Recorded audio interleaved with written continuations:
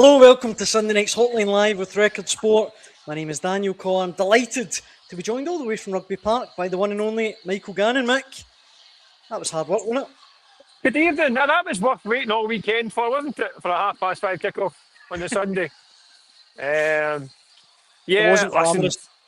it wasn't. I mean, Celtic kind of got the job done. Listen, I think all the credit has to go to Auchinleck Talbot. It's, listen, I don't want to be the kind of the patronising, patting the head stuff, but listen, it was pretty heroic. I thought they were really disciplined, really worked really hard, did really organised. They didn't create an awful lot. The odd wee kind of moment of panic that was kind of caused at Celtic ended a moment in the first half when standing goalie sort of salad a bit of a flat, but it caused a bit of a stushy. But apart from that, there wasn't an awful lot in terms of going forward. But in terms of defensively, they were, as I say, heroic. At the same time, I think it kind of showed up Celtic how kind of lacklustre and how kind of under par they were. I mean, Martin made 10 changes to the team from Falkirk on Wednesday night. So clearly he's looking at Bologna midweek and Hearts next week. This is still a very strong Celtic team. You look at the squad they've got. It's Son of Salah, he did Tony Ralston, 150th appearance. Dane Murray and Stephen Welsh in centre half, both had a pretty comfortable afternoon. Got with Donovan as well. But guys like Phil Bernardo, Luke McCowan, and Johnny Kenny up front, James Forrest. I mean, it's a pretty experienced team. The interesting one was Balak Wisher playing.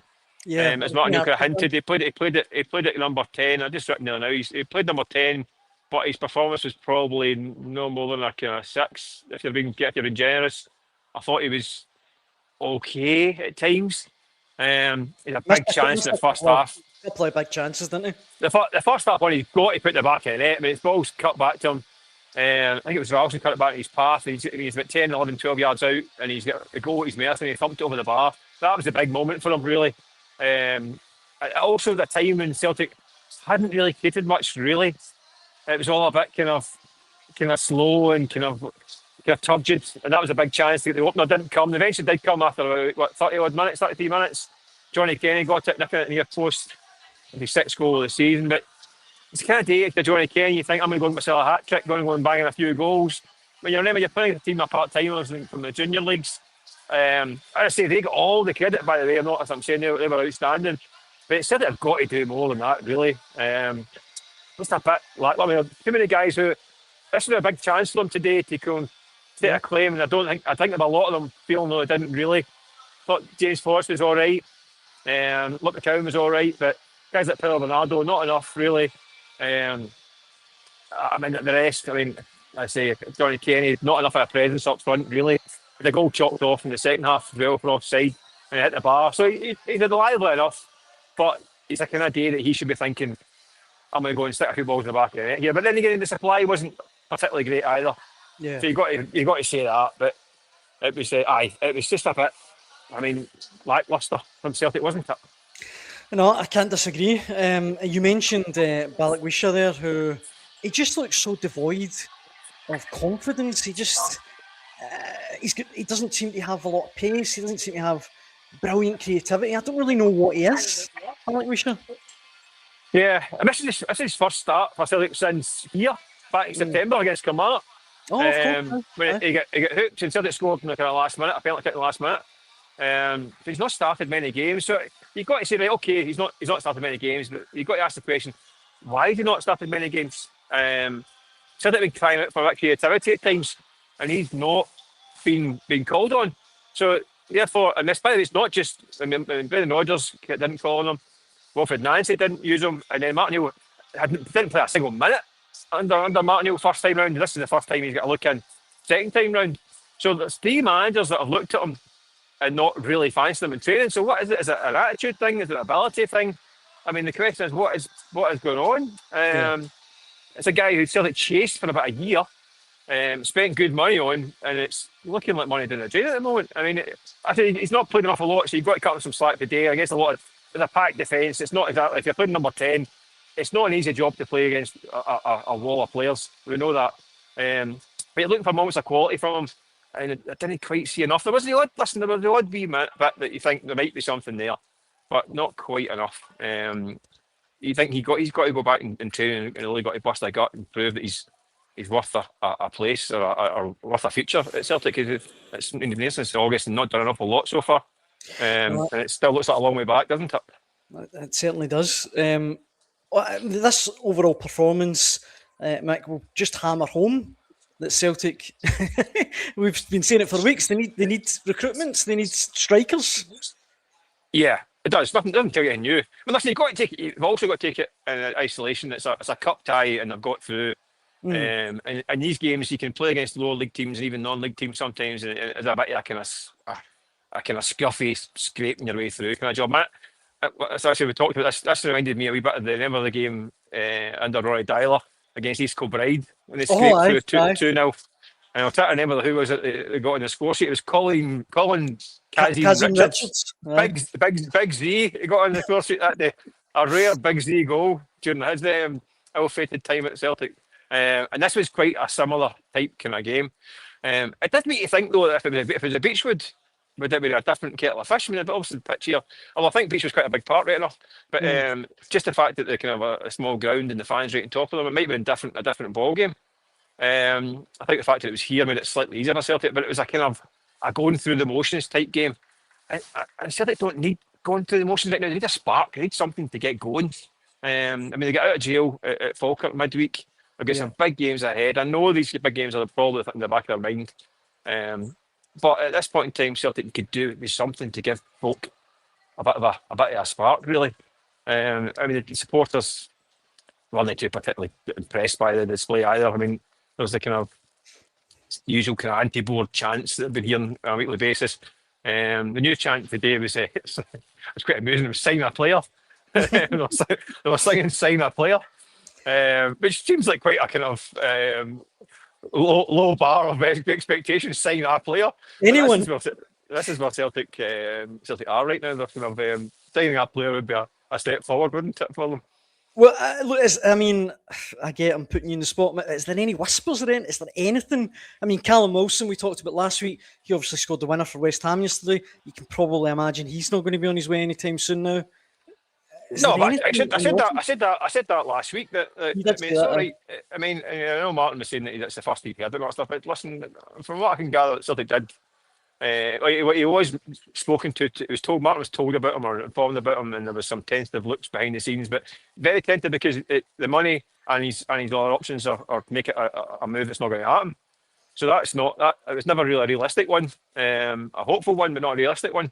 There's a million names going about. Celtic are scrambling and they're in the hunt for several, but nothing in terms of getting over the line at this point in time.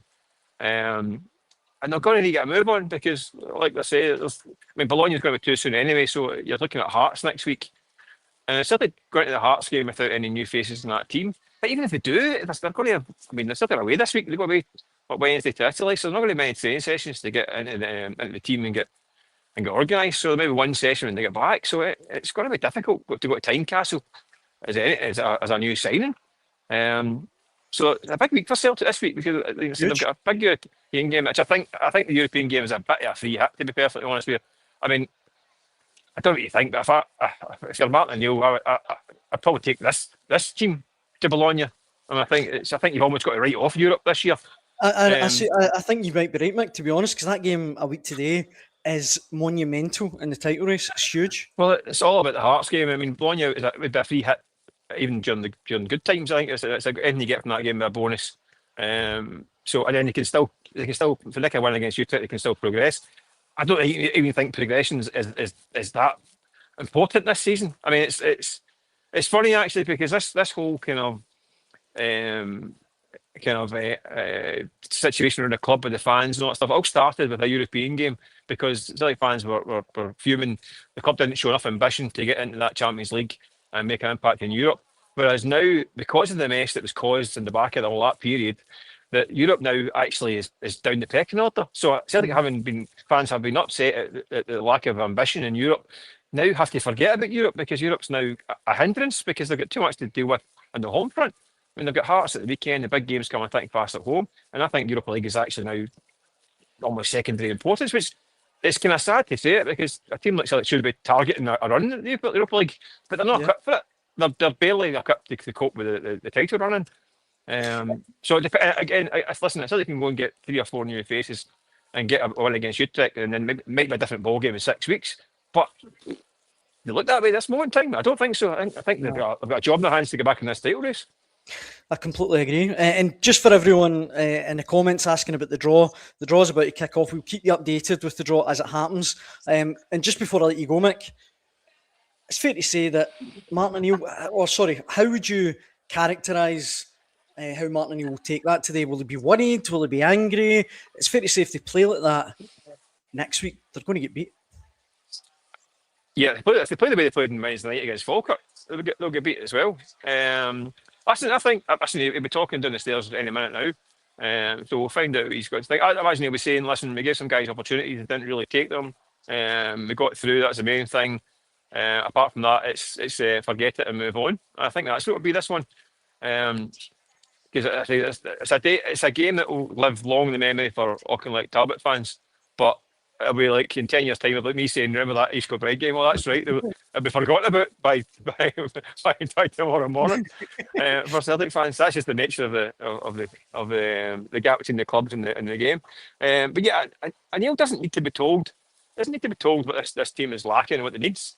I mean, he said. I mean, I feel kind of sorry for Martin. He's having to talk to us guys 3 times a week, 4 times a week at the moment, and he's kind of saying the same things. And he admits that himself. He's saying the same things about signings and what they need and what they haven't got.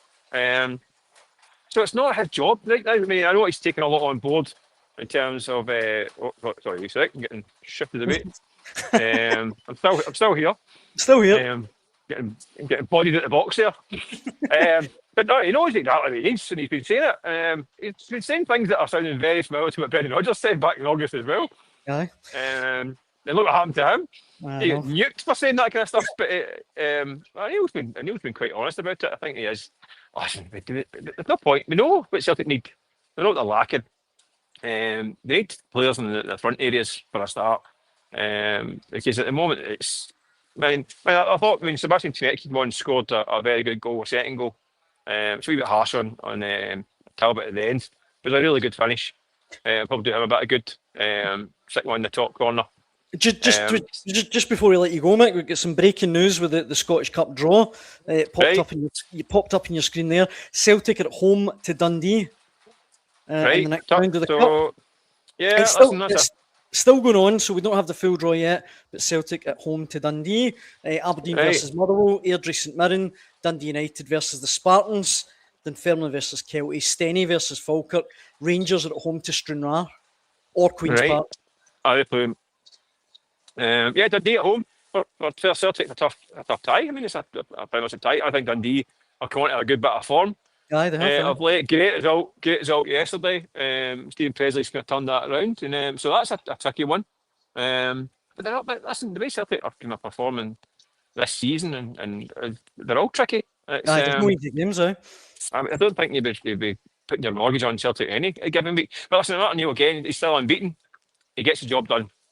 Kind of question I kept thinking, would Wilfred Nonsies Celtic have won this game today? And I'm like, I don't know. I don't know. Again, I don't think Talbot were that threatening to do that. They made life really awkward and they defended really heroically. I think they get all they said for it. But so it's an awkward kind of tie that still have negotiated. It's another one, let's say, another domestic game unbeaten for Martin Neil. But this week is different ball game now. I mean, Bologna, as I say, tough game anyway. I think that would be a keys up job in this circumstances. But then next Sunday, it's all eyes on next Sunday, isn't it? Newcastle.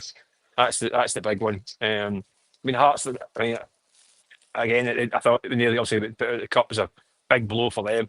I know some people might spin it and say, "Oh, they can concentrate in the league; it's less games and all that stuff." But listen, come on, Hearts don't win that many trophies. They want to win the Scottish Cup, and don't know how the league's going to pan out. I think that's a blow to them in terms of confidence. And you look at the kind of injuries picked up as well. We need to find out what's happening with Lawrence Shankland. Cammy Devlin as well. Cammy Devlin's also out for 6 to 8 weeks. Bellingham is suspended for the next couple of games, including Celtic. All of a sudden, that's 3 main guys that are going to be potentially missing or definitely missing next week against Celtic. So that's a blow to them. Excuse me. We'll start to see now how much strength and depth Hearts have got in terms of their squad. I mean, there's some guys that I think. I think Derek McInnes is leaned on a kind of core of 14, 15 guys for most of the season, and he's going to have to go a bit deeper now. It's interesting. But at this point in time, Celtic also, listen, we know Celtic injury problems. They've got missing 3 or 4 key men as well all season. But at the current Celtic team just now, I think Martin O'Neill would be slightly concerned going there with this current Celtic team. Having Hearts beaten them twice already this term. So yeah, it's all to play for. It's intriguing, exciting. You name it. Next week it's going to be a cracker. A lot at stake. Yeah, well, Celtic can't afford to lose. I mean, Hearts can afford to lose or draw, but Celtic can't really afford to lose. A draw probably be all right, but a defeat would leave them a heck of a long way back. So it's going to be a huge week on and off the pitch for Celtic. Mick, I'll let you get on with your post-match duties. Thank you so much for joining us on the Hotline Live. Massively appreciated. You've joined me. Keith's away on his holidays again, so I've had to rely on you, Mick. I appreciate it. Does he ever go to his work, that man? Honestly. More holidays than Judas Chalmers. Stand here freezing cold in the Ayrshire on a Sunday night. He's in the flip-flops again. Blimey. No, thanks, Mick. I'm sure I'll be pestering you throughout the week to come back on again. The next time you see me, I'll be in Italy.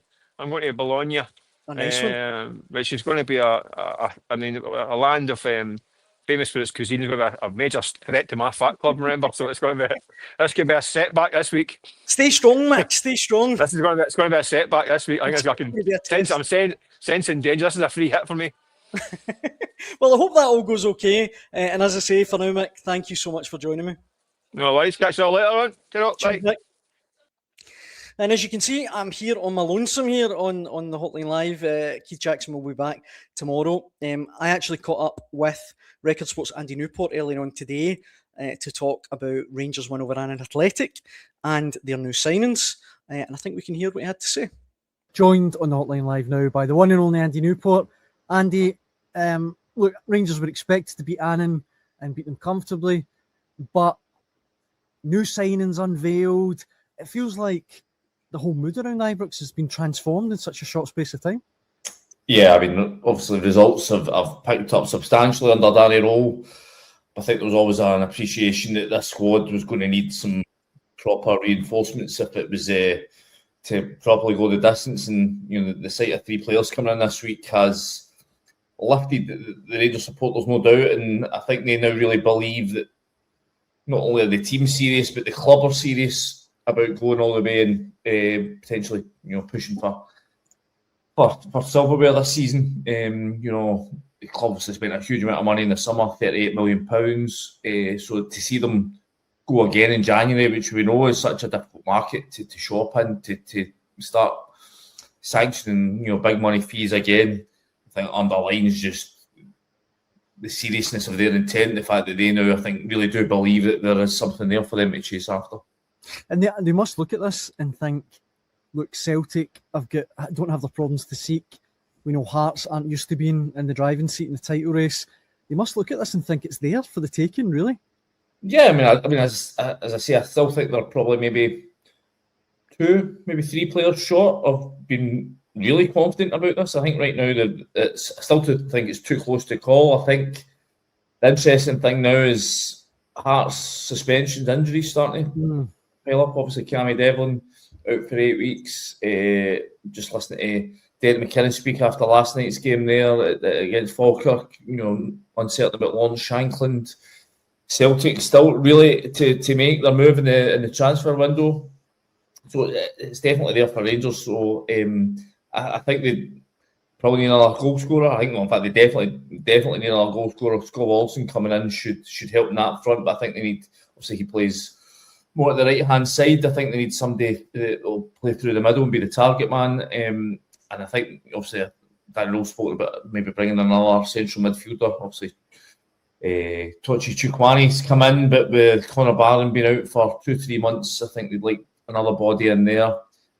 Perhaps maybe another centre back, and then it becomes about getting rid of bodies, because I think the squad is getting on the bloated side. So obviously there's more than a few guys in that squad that you could easily sort of trim away save some money on the wage bill and not miss too much. So there's still work to be done this month for Rangers, but I think, as you're saying earlier on, I think the Rangers fans compare it to where they were in October that day at Falkirk when Russell Martin's getting blue lights spotted out the stadium. Things it could be a much of a more different picture. That feels like a lifetime ago. Yeah. That feels bizarre. I mean, I think that there's a Netflix documentary this season, and it's not just with Rangers, but across Scottish football. It's been, as always they say, the stuff on the pitch might not always be the best, but the greatest. But the storylines are always absolutely top drawer in Scottish football. Absolutely. You mentioned Toki Chukwueze there, Andy. I know he got a cameo the other night. How did he look? Was it two? I mean, it's obviously a very short sample size, but he'll add a lot to Rangers midfield, you'd have thought. Yeah, it's always a difficult. I mean, you're the man doing the match report. Somebody comes on the last 15, 20 minutes. I've stitched you right up there, but aye. Write your stuff. But like from the few times I lifted my head and I seen them in the ball look neat and tidy. Listen, it's hard to judge against Annan, as much as they can be very proud of themselves for the work rate that they put in. We're talking about a team that's sitting, I think it's 7th in League Two. So I mean, it's not much of a test. It was a training exercise. I mean, Rangers, they started off quite poorly for sort of 5-10 minutes, but as soon as Majowski scored the opener, they were off and running, and there was no catching them. So listen, I mean, I think the frustration for Rangers will be they've got this game against Ludogorets on Thursday night. It's a dead rubber. Ordinarily, that'd be the kind of game you'd want to chuck somebody in and a new signing and get them some minutes. But as far I'm led to believe that Rangers can't make any changes to the European squad. They can't get these new boys in. I think I'd been thinking that there is a rule that if you have an injury, you're allowed to swap one of those guys out. But I don't think that's the case with new signings. Obviously, Lyle Cameron leaving to move to Aberdeen on loan. So I think I imagine Rangers might just go with the same sort of team that they put out the other night. They want to keep starting 11 fresh for Dundee next Sunday, which is obviously these games, the longer they go into the season, the more importance they take on. You look at Celtic and Hearts fixture list coming up. It's quite an onerous list. Rangers have just had quite a difficult run themselves over the sort of Christmas, New Year period. Celtic, Aberdeen twice, Hibs, St Mirren, Motherwell. That's been a test and run, and Rangers, apart from that defeated Tynecastle, have come through with flying colours. So it's now interesting to see how the other teams are going to cope. But ordinarily, I think Danny Rowe would have liked to have got a Skov Olsen or a Chukwueze some minutes against Ludogorets this week, but I don't think that'll be possible. I showed that the three signings there. We've obviously mentioned Chukwueze, obviously Tur Romans as well. But Skov Olsen, Andy, is the one that I think a lot of Rangers fans will be desperate to see in action. I mean, this is a guy, 40 caps for Denmark, 8 goals, a £12 million winger. This is the real deal. This is the finished article. This is the exact kind of player that is really going to improve Rangers. You thought, on paper at least. You never know how it's going to go, but he's an exciting signing, I guess, is what I'm trying to say. If he gets back to the levels he was at when he was first coming through at Northland, if he gets back to the levels he was at when he was at Club Brugge, then absolutely, that is a statement of intent in itself. If they can get him back to those kind of levels. I was talking on, I think it was Game On podcast we do on Friday. I'd been speaking to a Belgian journalist and go, listen, this boy's he's a class operator, very good player, but at 22, 23, when he was in Bruges, he was tipped right for the very top. You've got to ask questions about why at 26 he now finds himself playing in Scotland. And that is a concern. I think there's been question marks previously about his ability to go week after week and maintain just that mentality, the intensity. I think coming from somewhere like Rangers, where you'll find it intense whether you want to or not. You're going to have that pressure week after week. Might just be the thing that's a wee bit of spark, that wee something that just gets his juices flowing and really keeps his mind switched on the task. So that's what Rangers will be hoping. If obviously Wolfsburg, I don't think he had the greatest time in Germany. they were a team that didn't have a lot of the ball at times, struggling at the sort of wrong end of the table. You know, he's coming at a team that are chasing for trophies, and you know, we obviously spoke to him after the game on Friday night, and stories on the website just now.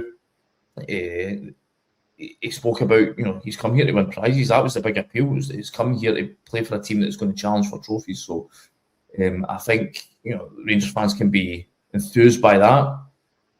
But, you know, every signing comes with a certain level of risk attached to it. So, you know, this guy, the level that Rangers and Celtic find themselves in the food chain, there's never any guarantees with signings. I think this is as most assured that Rangers support can be for an awful long time. This guy is, when he's at it, is properly top quality. So that is, Andy, sorry, I know you did say this, but they could maybe expect to see him in action a week today, I guess, against Dundee. Is that right? Certainly, that's what he said at his press conference. He's ready to train. He's going to be training this week. He's got no issues, no tour Romans. Seems to be an ongoing thing with Rangers players turn up with knocks, but he's got a wee knock that he picked up Westerlo, so he's going to be in our sort of maybe fortnight before he's available. But you know, Andreas Skov Olsen's ready to go. He wants to play against Dundee this week, and obviously I think he's only made 9 or 10 appearances for Wolfsburg this year. So I mean, I think he's champing at the bit. He's spent too much time sitting in stands and sitting in substitute benches. He wants to be starting. Andy, as ever, it's an absolute pleasure having you in the Hotline Live. I am very sure I will be pestering you again for another cameo through the week. But for now, Andy, thank you so much. No problem, Dan. Cheers, pal. Andy Newport there, and as Andy mentioned, Rangers have completed the signing of Andreas Skov Olsen, and I think we can actually hear from the new Rangers signing right now. Hi Andreas, can you just talk us through how you're feeling about coming to Rangers? First of all, hello everybody. I feel very good, thank you. It was lovely to come here to Ibrox and meet the team, meet the fans and the people around. So a lovely night, a good win for the team. So yeah, I'm happy. You've obviously been a player that's played at a very good level before, playing in the Bundesliga. What was it attracted you to coming to Scotland? The biggest club here in Scotland. When I heard the interest from Rangers, I just really want to go, and I'm super happy that it finally is done, and I'm here. So yeah, very happy. You were tipped when you were in Bruges to go right to the very top. Do you still feel that you've got levels to go in your game? Do you still think you can go higher with your performances? Definitely, yeah. I believe I have much more to give and to develop more and become a better player every day. So yeah, definitely. Yeah. I see when you spoke to club media, you mentioned you spoke to Brian Laudrup, who's pretty well thought of around these parts. Can you detail those conversations were like? I can tell you a bit about it. He first of all told me about his time here, about the club, the city, the people, and the time he had, how great it was, and he gave me some advice for the club and the city. So that was basically it, and then just a normal conversation about life. Hoping to try and emulate him a little bit here. Yeah, that would be very nice. Andreas, welcome to Rangers. What can the fans expect? What type of player are you? I'm an offensive player, mostly on the wing. I would describe myself as a creative player. I like to, as I also said earlier, to set my mates up, do assists, shoot on goal, come inside, come outside, go to the back line, put some crosses. So yeah, hopefully I can contribute with the goals and assists. You obviously would have spoken to the manager before making the decision to come here. What has he said to you, and are you confident that he's going to help bring the best performances from you and the team? Yeah, hopefully. As he also mentioned, that I can contribute with what I'm good at, and I have to do that, and I have to go in and show the things I've shown already. So that's what I have to help the team with, to score goals and help my mates score goals. In the short term, what would you like to achieve here at Rangers between now and the end of your loan deal until the end of the season? I would love to win trophies, but I know it's one game at a time. We have to focus on one game, and then hopefully see where it ends in the end of the season. But we're going for it for sure. Is it your hope that if all goes well, the club will take up the option to extend your stay just beyond this summer? Definitely. Andrew? Is very tight at the top of the league table. Is that something that excites you in trying to help this club win the league title? Yeah, for sure. It's very tight, and that's what I said. It's one game at a time. You cannot look too far out. You have to have a look at the next game and make sure you win that. You've been linked in the past with Rangers. Was there any contact previously with this club?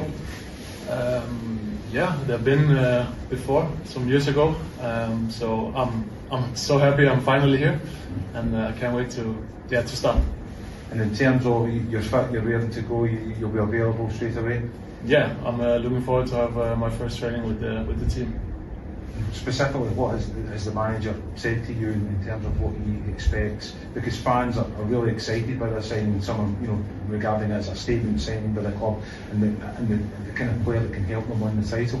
Does that bring added pressure?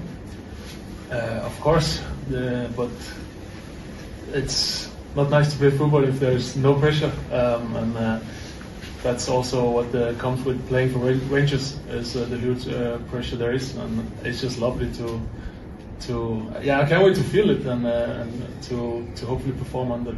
Andreas, you say you can see yourself staying here long term, also with that option. What is it about the long term vision that the club have sold to you? What was that appealed to you? Can you say again? What was it about the long term vision that the club that they sold to you that has convinced you that you want to stay here beyond the summer? Okay, it's to be the best team every year in Scotland, and I want to be a part of that. So yeah, that's why I really wanted to come here to be a part of that. Rangers new signing Andreas Skov Olsen there, who joins the Ibrox club on a one-year loan deal. Right, before we wrap up, if you've missed it, the Scottish Cup 5th round draw has taken place, and we can look at it one more time. Aberdeen against Motherwell, Airdrie against St Mirren, Celtic have been drawn at home to Dundee. Dundee United have the Spartans. Spartans now the last representatives from the capital after Hibs and Hearts went out yesterday. Dunfermline against Kelty Hearts, Elgin City versus Partick Thistle. Rangers will play at Ibrox against Stranraer or Queen's Park, and Stenhousemuir will take on Falkirk following their win against the Jambos last night. Those games will take place on the weekend of Saturday, the 7th of February. That will come round in no time. For tonight's hotline, that brings us to the end of the show. Apologies that I'm on my lonesome. Keith Jackson, I'm reliably informed, will be back tomorrow night. Don't worry, he'll be back. Thank you so much for all the comments. Massively appreciate it. And as I say, we'll be back at 6 p.m. tomorrow. Hope you can join us then. Thanks for watching.